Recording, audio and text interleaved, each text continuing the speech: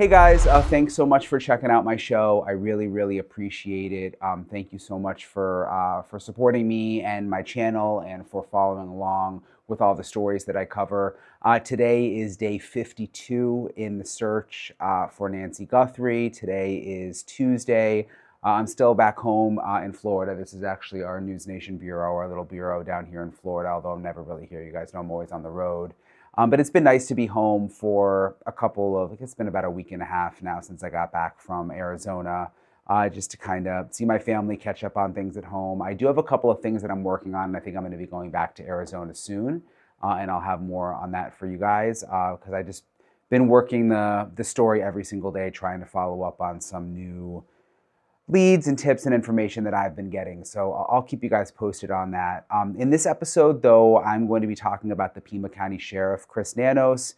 And if you've been following along, there's been a lot of drama behind the scenes involving Sheriff Nanos and now the Board of Supervisors in Pima County, which is like the governing body over Pima County, being very critical of the sheriff, having a meeting, which I'll get into in a second, and wanting to now question him under oath about some issues, which I will explain in great detail. And I've told you guys this before, but when I first got to Arizona, and I think I was there for like 42 or 43 days straight, I never went home, but when I got there initially, I started to realize very quickly that there were a lot of people who just outwardly did not like the sheriff. And I was like, wow, it just, I travel all over the country covering stories and crimes, and it just felt unusual that right away people were coming out of the woodwork telling me about issues that they had had with the sheriff in the past. And it was obviously a very contentious election, and he only won by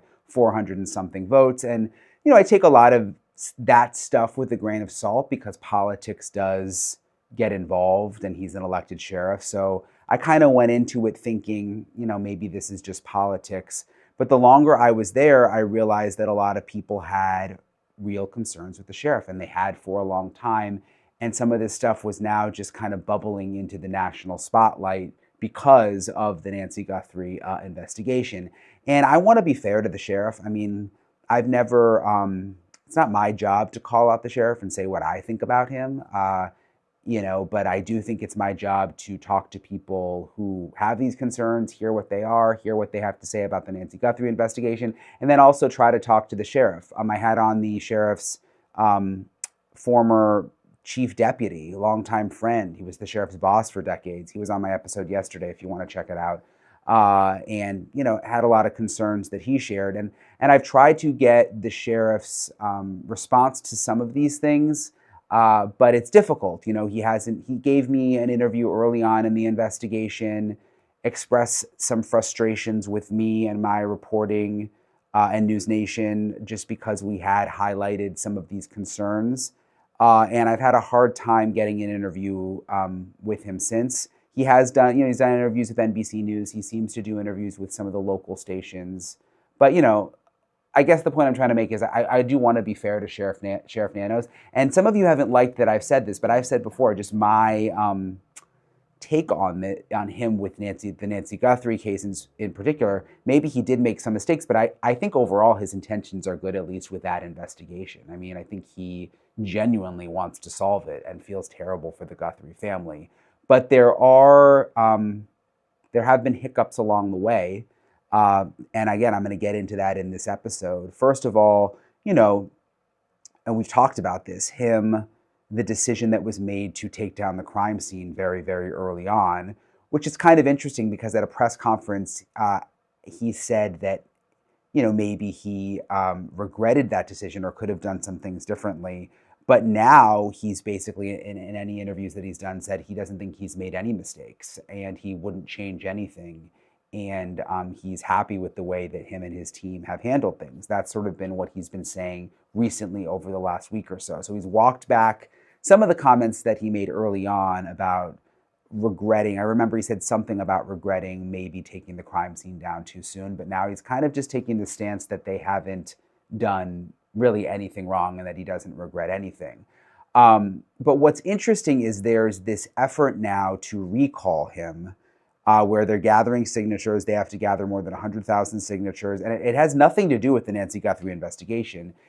Basically, there are claims that he lied on his resume and lied under oath, or didn't disclose things under oath about his professional past. I mean, he's been at the Pima County Sheriff's Office for decades, but before that, he was at the El Paso Police Department, and there's a local reporter that unearthed his personnel file from decades ago and found that he had been in trouble and suspended and had issues there, a variety of issues, and that he was under oath about something else and asked about his past and whether there were any issues in his past in that way, and he said no.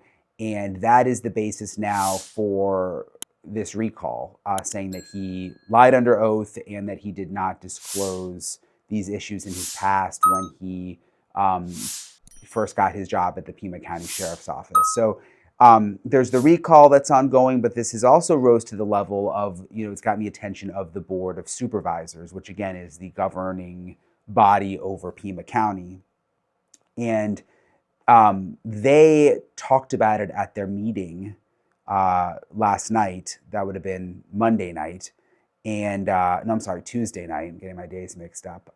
They went into executive session. They ultimately voted unanimously to continue to look into this issue and to try to talk to the sheriff under oath about some of these issues. And I'm going to have one of the supervisors on with me in a second in this episode to explain exactly what they did, what his concerns are. And he has some other concerns about the sheriff, in addition to things with the Nancy Guthrie investigation that are really interesting that he's going to explain coming up in a second. But first, I just wanted to play for you. There was a session, obviously, like every public meeting, where members of the public are able to come up and speak to the board. And there were many that spoke about the sheriff. And there was also the union president, Sergeant Cross, who you've seen me interview before on my show, who is a sergeant with the department right now, who spoke, who you'll hear from him in a second. And they did another vote of no confidence for the sheriff, and it was unanimous. There's, I think, about 300 deputies in the union, and all of them voted that they do not have confidence in Sheriff Nana. So, I mean, just think about that for a second. Every single one, according to the sergeant,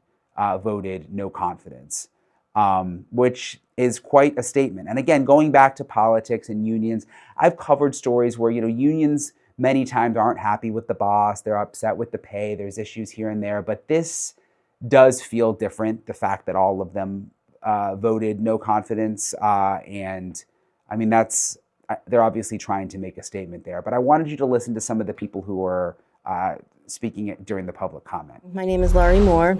Sheriff Nanos is currently in the process of being recalled.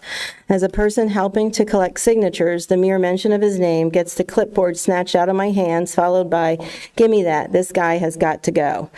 Most petition signers only know of Sheriff Nanos from the embarrassing reports on national news, excoriating him nightly for a pattern of amateurish missteps in the gruesome disappearance of Pima County resident Nancy Guthrie.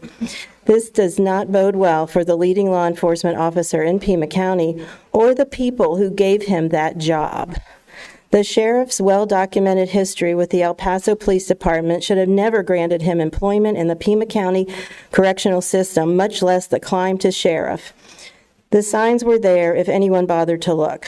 For example, there is a record of disciplinary action, including a multiple-day suspension for police brutality. I'm Sergeant Aaron Cross, president of the Pima County Deputies Organization. As many know, a reporter recently uncovered the long-hidden, terrible record of Sheriff Chris Nanos from his time as an El Paso police officer. This includes purportedly beating a handcuffed suspect in the head with a flashlight, for which he was suspended and nearly indicted. This record, if properly disclosed, would have likely prevented him from being hired or from becoming a peace officer in the state of Arizona. For over 40 years, this has been concealed from the department and the voters of Pima County. Because of this scandal, our organization, the largest union of deputies in Pima County, has taken a vote.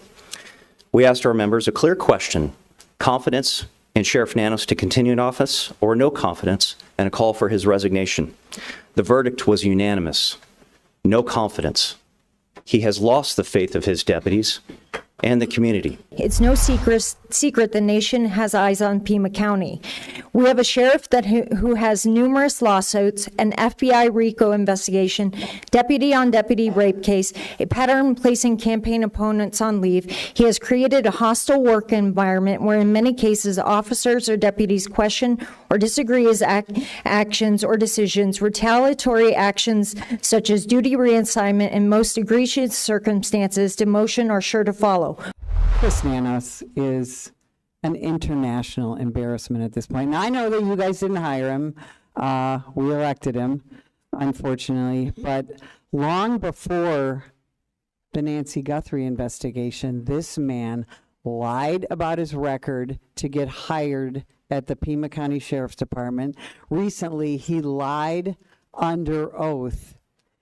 And we know that he runs the sheriff's department with an iron fist, abusing his employees. We have one in the room today. Sergeant Aaron Cross has been absolutely abused by this man. Lieutenant Heather Lappin, who had the audacity to run against him for sheriff, was abused to the point that even though she was wildly well-educated and well-informed and so qualified for her job, that she fled to another police department where, frankly, they pay her better and treat her so much better.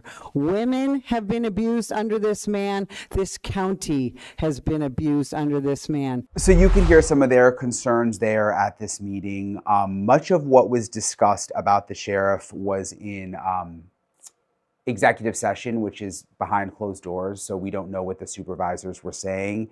But I do want to play, after the meeting ended, I was able to get in touch with Dr. Matt Hines, who is one of the supervisors on the board, and kind of find out a little bit about what's been happening behind the scenes and some of the concerns that he has and that the other supervisors have about Sheriff Nanos. Listen to what he had to tell me. Dr. Hines, I was watching some of the meeting. Obviously, I couldn't see what happened in executive session, and we just became familiar with Sheriff Nanos, when we started covering the Nancy Guthrie story February 1st. So we don't know all the history, and there's clearly a lot of history with the sheriff. There is some history for sure. Yeah, I mean, what are your thoughts? Do you have concerns specifically about the Guthrie investigation? Does that play into all of this, or is it mainly other issues? Honestly, it is a lot of issues. It's an accumulation of issues. The Guthrie investigation, because of its high profile nature, certainly, reframed things and made people in all over the world and certainly all over the nation just kind of tune in and more aware. One of the quotes that came out of our sheriff on, I believe, February 3rd was in response to a lot of press interest, of course, with this high profile case. I'm not used to having people hang on my every word and holding me accountable for the things that I say, which is not reassuring.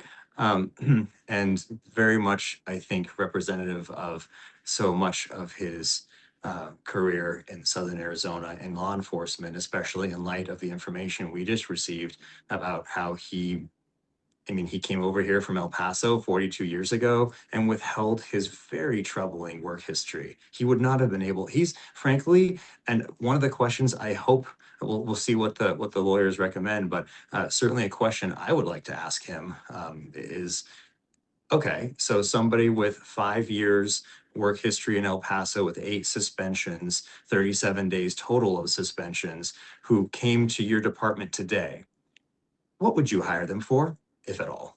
I would love to know that answer, because the answer is he's not eligible with that kind of a record for any employment in the county, not right now. And I suspect that had those been who were involved with the hiring process back in 1984, I think it was, known about that very troubling work history, he would never have been hired, and he certainly would never have been certified through the AZ Post. That's the peace officer group for state of Arizona.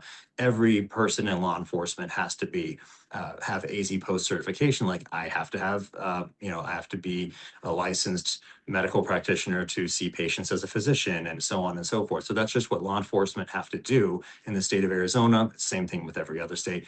He wouldn't be able to qualify for that. based on what we've learned, especially based on the fact that we just found out that he committed perjury, it appears, in a recent deposition. I can't remember the exact date, but it was in December of 2025. That's not 42 years ago. That is 3 months ago. And it's just unacceptable. It is so, it's tarnishing, and it really, you have to be, you have to have honor and integrity, and you need to be held accountable for the things you do when you're in elective office, but especially when you are not only elected but also the highest ranking law enforcement official in Pima County for the largest law enforcement agency in southern Arizona. You have to be held to a much higher standard. So what I continue to be surprised by, I wasn't surprised nearly as much by the revelation that came from that Arizona Republic article about his work history as I was by the fact that it's been almost 2 weeks and we still haven't seen his letter of resignation, because that's the right thing to do. So you mentioned that he was under oath, and was he asked about, have you had any previous suspensions? Is that what the question was? Yes, that's right. And he I said can, no. correct. I will, if it's a little weird to do this on camera, sorry, No, but no, I it's will. okay. I'm pretty sure that's what I read. Yes, that is. So here is okay, here's the deposition. Okay, there's the deposition report, page 13. All right, so here we go. So going back, they were talking about a lot of his work history coming from El Paso, all that stuff. And then there we go. Okay, prior experience. Okay. Have you ever received discipline as a law enforcement officer? Yes. What was the nature or extent of the discipline that you received?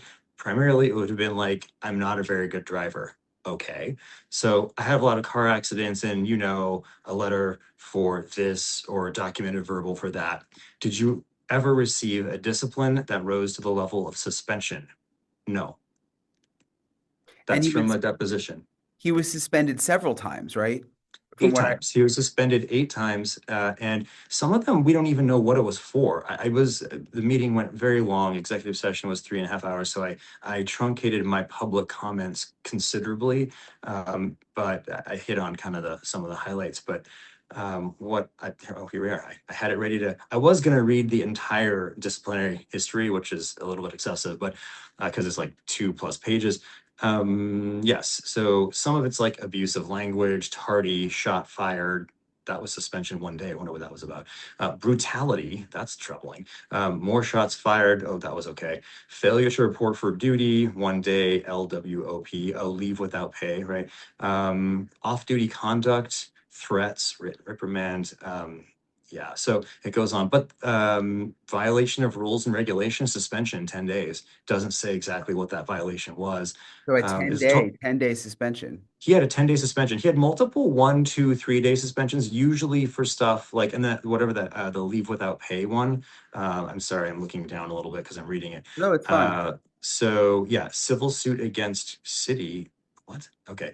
Yeah, so suspensions. So it's 37 days total of suspension time, and it was 8 occasions. This is over 5 years, and I've heard from so many people in law enforcement. I mean, they're so they're apoplectic about this. You cannot retain this high office. You can't get the respect of the 1,500 hardworking men and women of law enforcement, both on the correctional officer side of things that are helping to deal with the jail, and also on of course the deputies side of things as well. You can't be the head law enforcement officer when you yourself, at this point, he let his certification, that the peace officer certification, he let that lapse because you don't have to have it in the state of Arizona when you're an elected sheriff or a constable, which is weird because we give them guns and an automobile, 2 deadly weapons potentially. So it was 8 suspensions in a little over 5 years. And it is kind of unusual to have any suspension for most of our officers. So to have 8 in 5 years, this is a really troubling record. He was frankly a bad cop. I don't know what that 10-day one was for, as I mentioned, but I'm scrolling down more. Yeah, lots of dereliction of duty, tardiness, unnecessary force, and discourtesy, whatever that. Okay, where is it? Excessive force, that one wasn't sustained. Habitual tardiness, excessive force, again, 15 days. And I went back and looked at it. In fact, I had someone send me the actual articles from El Paso's paper.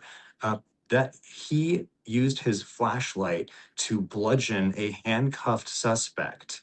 So, right? I mean, he's subdued, he's handcuffed, right? And he beat the guy so severely that about the head and neck that he went into the ICU, and it precipitated a civil lawsuit against the police department. He was initially suspended indefinitely. And then once things got sort of adjudicated, he was allowed to come back. That was in March of 82. I was like 5. And then habitual tardiness, and then what's the next one? Oh, and then eventually the next page for July of 82, insubordination and consistent inefficiency, which is like kind of one of my new favorite phrases. He was forced to resign in lieu of termination. None of that came through. Yesterday, my public records request, which I put in about a week before, did come back with 177 pages, including his entire partially redacted personnel file, as well as the initial application that he put in for a correctional officer and for deputy. And in each of those instances, it asked specifically why and what was the nature of your separation from the El Paso Police Department. Of course, that's pretty typical. And his responses on neither of them reflected what actually we now know to be the case. He said personal reasons and to get a better paying job on the first one. I believe the second one was personal/divorce, and then to improve myself or to better myself or something to that effect. Nothing about, well, I had to leave because they were about to fire me. That wasn't in there. And I don't know if there was an oversight role lapse on our part as a county, because background checks were part of any application to become a correctional officer or a deputy at that time. I don't know why it didn't happen. Background checks are required to get AZ post certification, that peace officer certification I mentioned. So somewhere in that process, clearly he was not being fully open and honest or transparent about his history. And that is an unget-overable problem. We must hold law enforcement to an even higher standard, elected officials as well. And he's both of those things. And as I mentioned before, I'm, Richard Nixon knew what to do, right? Like, I mean, he didn't put the country through an impeachment. He cannot, I believe, he's disqualified himself from retaining this position. So we'll see. I hope he does the right thing. I hope he doesn't make us, follow through with calling him before the board and having him testify under oath about these things, because he really should just hang it up. So you're a Democrat, right? I am. And he's a Democrat too. He's a Democrat. That's what I wanted to ask you. I mean, so this isn't, oftentimes with these kinds of things, it's like Republicans versus Democrats or vice versa. But no, I love this country. I took an oath to the Constitution and for the United States and also for the state of Arizona. And I take that very seriously. And so did Chris Nanos. And that's why, look, man, you conspired with and used resources of your office to deprive your general election opponent, a Republican who I actually supported, of her First Amendment rights. He threatened her with her job. He intimidated her and silenced her. He decided that there was a gag order. You have to go home, stay there from 8 to 5, Monday through Friday for the last 3 weeks of the 2024 campaign. Heather Lappin lost by 481 votes. That was a photo finish. 500,000 people voted in that election, and he put his thumb on the scale, and he did so using the seal right behind me. He used the trust and authority that was placed in him by the people of Pima County. He used that and abused that trust and authority and resources of this county to I believe, to create, to corrupt a fair election. And I don't say that lightly.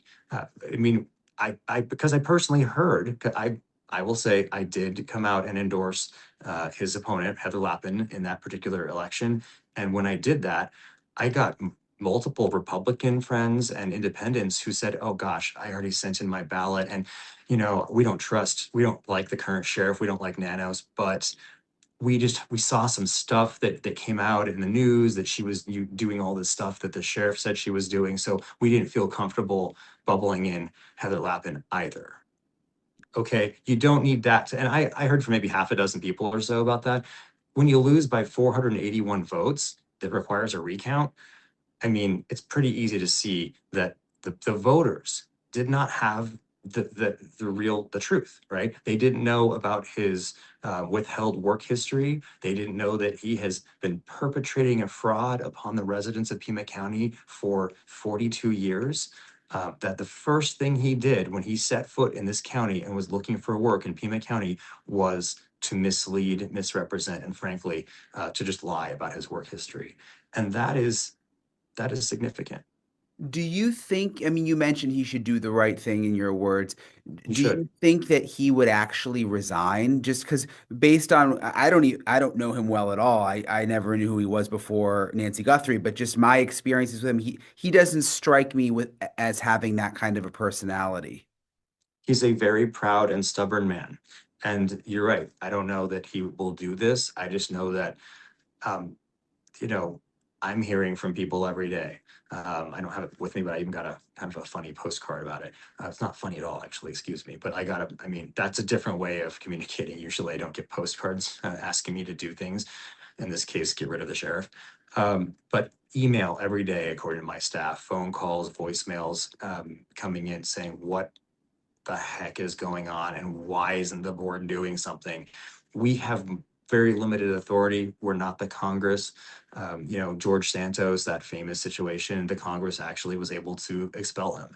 And I would love to be able to do that. We can't even censure him. I don't know why. It's very restrictive in terms of what the county supervisors can do. There's a narrow pathway to vacating the office if he doesn't respond. If the board votes on April 7th, which I suspect they will, in follow up to our executive session and public item today, if the board does vote, in fact, to require the sheriff to either come in person and testify after being sworn in, hopefully that results in truthfulness, or he can submit in writing, I guess notarized writing. He can swear in paper format too.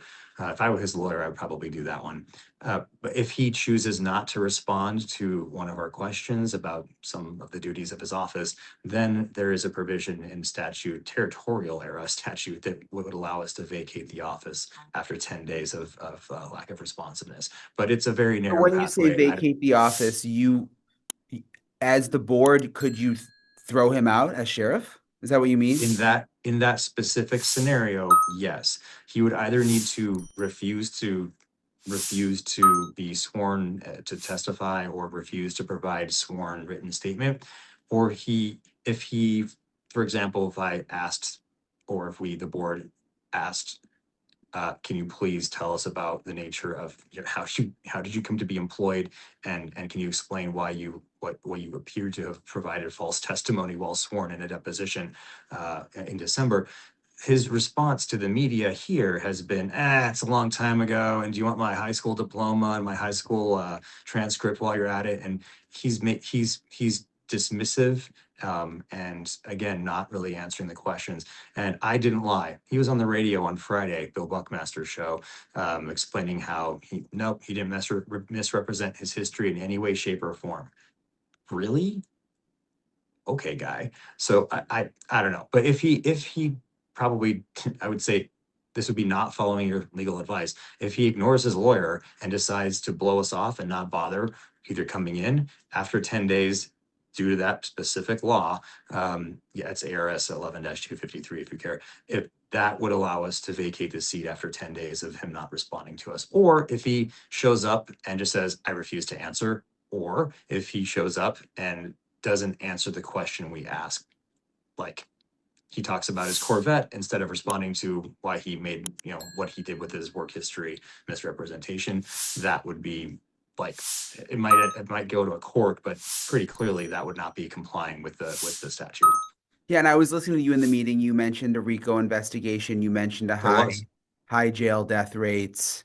for years. Reaching out to the He- attorney general at one point. I wanted to ask you specifically, though, just because, again, a lot of our followers are very invested in the Nancy Guthrie. Sorry, my light just Sure. the Nancy Guthrie case, Yeah, and are frustrated by the lack of progress. I mean, we all are. do I you agree. do you think everything that you've said about the sheriff, all of your concerns about the sheriff, are playing into why we have not seen more progress? I think, look, the entire 4-decade history of his presence here in Southern Arizona has been based on fraud. And so it is clear to me, uh, listening just to the quote that we talked about before. I mean, like, being surprised that people listen to their sheriff and want to hold him accountable. My goodness, it is clear to me that he is not capable or competent to lead in this office. He is more than tarnished, and I don't. That's not specific to any investigation. The most recent high profile one certainly has been shining light on things. But he, for example, I mentioned the RICO, and I didn't spend as much time in public as I was intending to because the meeting was going so very long. But I mentioned that because there is actually a video of him back in 2015 or 16, just laying into the FBI, just this anti-FBI screed because he was about to be indicted. The only reason he didn't get indicted was because the guy who knew where all the skeletons were buried, gentleman by the name of Gagnapane. I know I can't spell that. He tragically committed suicide, and then the FBI or the U.S. attorney or whoever the prosecutors were decided to just drop it. Though I suspect they had enough to indict him. So that's something that the voters did not like because he had been appointed sheriff in 2015 and then lost his election in 2016. So when the voters are informed, they make, I think, the right decision, right? Which is very different than what happened in 2024 for sure. And just my last thing from the outs for outsiders looking in who don't know you, who don't know the politics of Tucson, Sure. and you're very passionate about this. It sounds like this issue with the sheriff. I mean, have you had a beef with the sheriff for a long time? Is this I am personal in I'm some high, way? I'm highly allergic to incompetence and certainly to abuse of power, like we saw, I believe, in the election interference. And also, it's a Democrat. I mean, how in the world can Democrats say things about the president? Because he definitely does say some stuff about, doing things with elections and voter rolls that I don't care for. All of us, from Attorney General Mays right on down, are in lockstep, saying, no, that's not okay. Elections are run by the 3,000 counties, leave it. Fine. So yet we have a person in the sheriff who not only talked in some ways like the president talks, but did it. He did it. He effectively locked up his opponent, forced her to stay home, and then put out all sorts of false information about her using county resources and letterhead. And And he this is a won. Republican that you're standing up for as a Democrat, right? I mean, when you talk I, about his opponent. I would just say I'm standing up for the Constitution, and I'm Yeah. standing up against a bully and someone who's abusing their authority. And to back to the FBI for a second, because you were asking about any tie-in to Guthrie's investigation.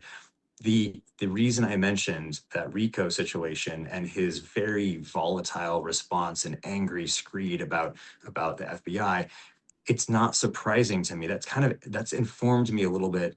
I kind of had, frankly, that I didn't remember about the RICO thing. So once I was reminded about that and saw that video clip, I'm like, oh my gosh, this explains why he would never give the investigative lead role over to the FBI fully. This explains why he was trying to say to the press why he was sending lab, like, I don't know if it was DNA or what, he was sending stuff out for testing to some third-party lab that the county has to pay for. And when asked by one of the media members, like, why would you not use the FBI? He said it was less expensive. But if the FBI is involved in an investigation, it's free. So, like, he would not and they won't say this because they're professionals and they're not political. He- the FBI has been so very frustrated, and so many law enforcement folks are reaching out to me to talk about the Nano situation. But and I've talked to two agents who will not, of course, say anything publicly, but it's been difficult. It's been very difficult, and so, uh, look, I don't. Whatever the reasons, I don't believe he can continue in office.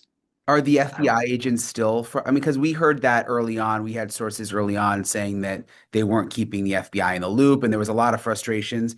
I wasn't sure if maybe that had resolved. Are you still hearing that?